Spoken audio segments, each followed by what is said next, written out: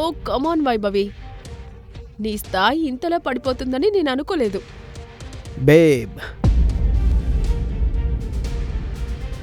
Happy birthday babe. Thank you. అభినవ్కు దేవేంద్ర గురించి బాగా తెలుసు. దేవేంద్ర ఒక పెద్ద బిజినెస్ మ్యాన్ కొడుకు. అతనెప్పుడూ వైభవి చుట్టూ తిరుగుతూ ఉండేవాడు. దేవేంద్ర వైభవి దగ్గరకు రాగానే అభినవ్కు కోపం వచ్చింది.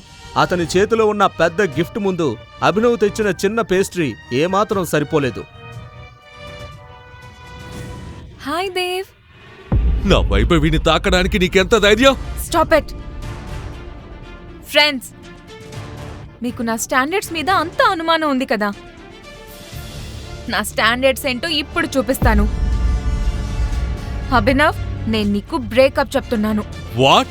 మరి ఇంకేంటి? ఈ ప్రశ్నలకు సమాధానాలు తెలుసుకోవాలంటే నెక్స్ట్ ఎపిసోడ్ వినాల్సిందే. క్రింద ఇచ్చిన లింక్ ని క్లిక్ చేసి పాకెట్ ఎఫ్ఎం యాప్ ని ఇన్స్టాల్ చేసుకోండి. Stay tuned to Pocket FM.